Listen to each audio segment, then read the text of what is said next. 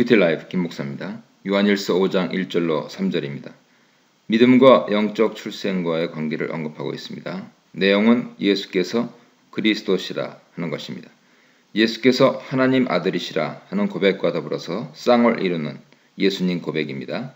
요한일서 배경에서 주요 기독론적 고백은 그의 성육신에 관한 것이지만 예수께서 그리스도시고 하나님의 아들이시다라는 고백도 독특한 배경을 전제로 합니다. 예수님의 신성과 인성을 부인하는 각각의 대적자들을 향해서 저자는 기독론적 고백을 통해 그의 신성과 인성을 분명히 밝힙니다. 이러한 고백을 가진 자들이 하나님께로부터 태어난 하나님 자녀라 천명하고 있습니다. 고백은 곧 믿음입니다. 믿음을 통해 한 사람이 하나님 가족의 일원이 되는데 이것은 요한일서 교회론의 중요한 개념입니다. 하나님을 사랑하는 자는 그렇게 태어난 하나님 자녀들을 사랑합니다. 하나님 자녀들을 사랑하는 것이 하나님을 사랑하는 것이고 하나님 계명을 지키는 것이죠. 2절에서는 하나님을 사랑하고 하나님 계명을 지키는 것이 하나님 자녀를 사랑하는 법이다 라고 말씀합니다. 결국 하나님 가족 안에서 다른 자녀들을 사랑하는 것은 하나님 사랑에 기초한다는 뜻이죠. 하나님 사랑에 반응하여 자녀들은 하나님 아버지를 사랑합니다. 하나님을 사랑할 수 있는 능력마저 하나님께서 주시죠. 그렇기 때문에 그의 계명은 무거운 것이 아닙니다. 4절 5절입니다. 하나님 자녀들은 세상을 이깁니다. 지속적으로 승리합니다. 이유는 믿음 때문이죠. 이 믿음은 단순히 믿는 행위를 의미하기보다 그 믿는 행위와 함께 믿음 내용을 주목하게 합니다. 내용은 예수께서 그리스도시고 하나님의 아들이시라는 것입니다. 세상을 이기는 자가 누구냐 하는 질문은 지속적인 승리를 뜻하는 물음입니다. 결국 하나님 자녀의 신앙 여정은 하나님 아들에 대한 지속적인 믿음으로 친밀한 교제를 하는 것이고 이 관계 위에 하나님을 대적하는 세력들에게 지속적으로 승리하는 것입니다. 6절에서 8절입니다. 세상을 이기는 믿음은 예수께서 하나님의 아들이시며 그리스도라는 사실입니다. 물과 피는 세례부터 죽으심까지 예수님의 공생애를 지칭하는 말입니다. 물로만 아니라 물과 피로 임하셨고 예수님의 십자가 죽음을 좀 더 강조하신 표현이죠. 십자가는 분명히 그가 육신으로 오셔서 우리의 죄를 사하기 위해 화목제물로 죽으셨다는 것을 보여줍니다. 이 사실을 성령께서 증언하시죠.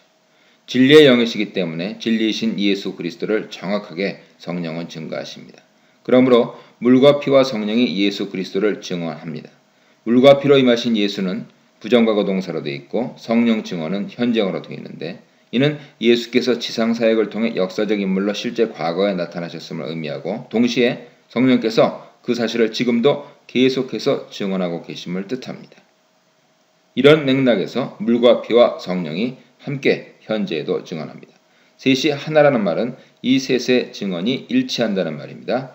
세 증언은 아마도 율법이 요구하는 증인 숫자를 충족시키는 상징일 가능성이 높습니다. 신명기 7장 6절, 19장 15절 보세요.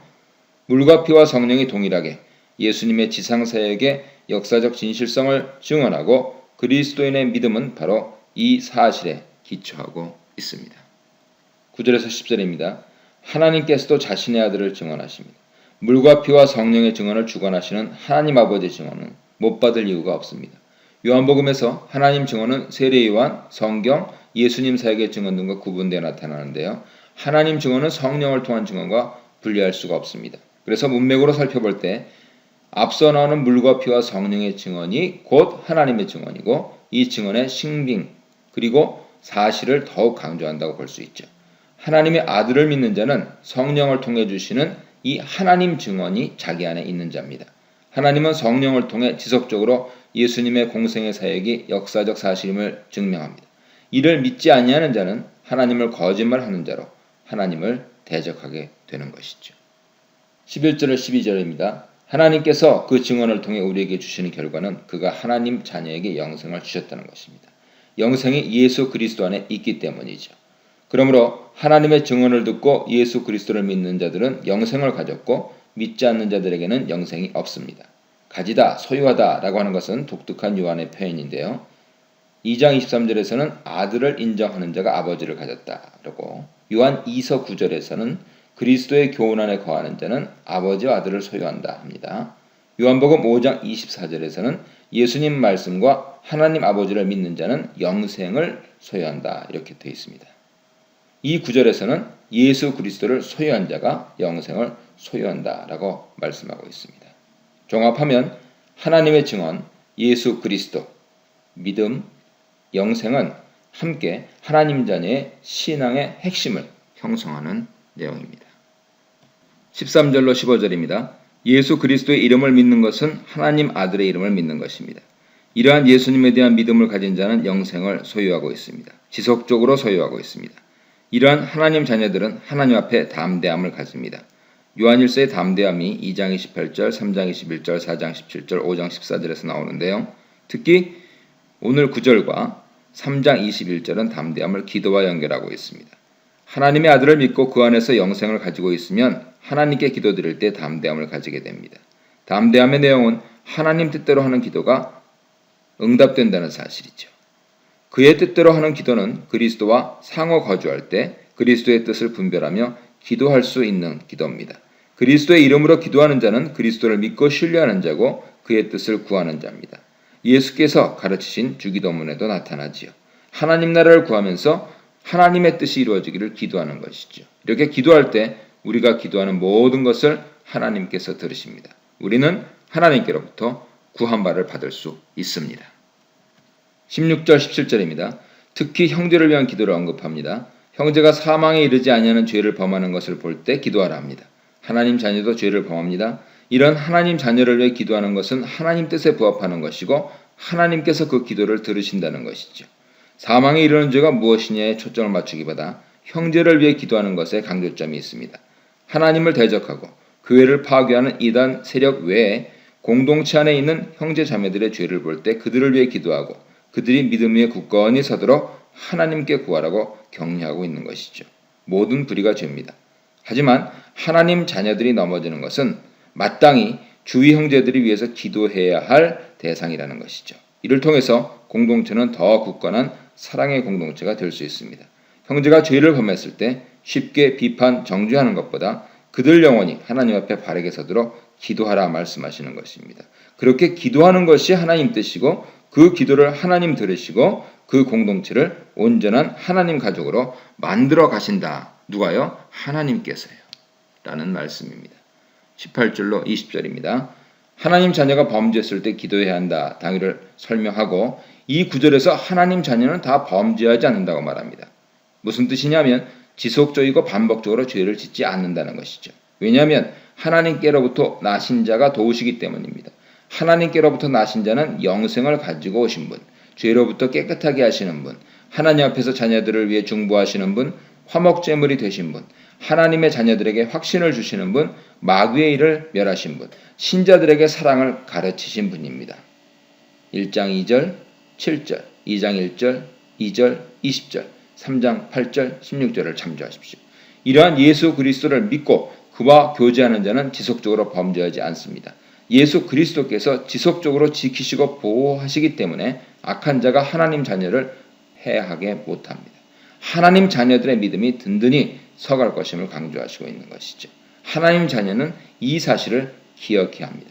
예수께서 지키신다. 그래서 악한 자가 결코 해를 입히지 못한다 하는 사실을 기억해야 합니다. 두 번째로 기억해야 할 것은 그들이 하나님 것이라는 사실입니다. 중간지대는 없습니다. 하나님께 소속되든지 세상에 소속되든지입니다. 세상은 악한 자의 지배를 받습니다. 하나님 자녀는 그러한 세상에 소속된 것이 아니라 하나님께 소속됩니다. 셋째로 예수 그리스도께서 하나님 자녀에게 어떤 일을 행하셨고 하나님 자녀는 그리스도 안에서 어떤 선물을 받았는지 기억해야 합니다. 예수 그리스도는 하나님 자녀에게 지각을 주셨습니다. 지각이란 잘 이해하도록 생각하는 과정과 능력이죠. 이 지각을 통해 하나님 자녀가 참되신 분을 알게 되었습니다. 우리의 믿음은 어떤 능력이나 자질에서 나온 것, 우리의 것이 아니고 예수 그리스도께서 주신 지각을 통해서 나타납니다. 예수 그리스도께서 오셔서 우리가 진리이신 그분 안에 있다는 것을 알게 하셨습니다. 그분은 곧 하나님의 아들 예수 그리스도십니다. 이제 저자는 예수님의 완전한 타이틀을 사용하여 그를 묘사합니다. 따로 언급되었던 그리스도와 하나님의 아들이라는 호칭이 여기서 연합되어서 완벽하게 등장합니다. 이제 예수님은 하나님이시요 영생으로 묘사됩니다. 여기서 예수님의 신성이 충분히 설명되고 또 그 안에 생명이 있어 사람들에게 영생을 주시는 분이라는 것이 강조됩니다. 하나님의 자녀들은 예수님의 지키심으로 범죄하지 않는 그러한 삶을 살고 그로 인하여서 하나님께 소속된 자들이고 그들의 믿음과 영생은 모두 예수 그리스도께서 주신 선물입니다. 기독교 신앙의 역설이 등장합니다. 우리는 우리 자신을 지켜야 합니다. 하나님의 아들이 우리를 지키시지만 하나님의 자녀는 또한 스스로 자기 자신을 지킵니다. 여기서 나오는 우상들은 로마 제국의 우상들일 수 있고요. 신자가 기독교로 회심하기 전에 모든 믿음과 종교를 의미할 수도 있습니다. 잘못된 복음이 만들어낸 잘못된 예수님과 하나님에 대한 모습일 수 있습니다. 그래서 하나님 자리를 차지하는 모든 것들이 다 우상이 될 수 있습니다. 우상을 믿고 섬기는 것을 하나님 자녀들은 조심해야 합니다. 자신을 지켜야 합니다. 이러한 우상을 전하는 자들이 곧 거짓 선지자들이요 적 그리스도들입니다.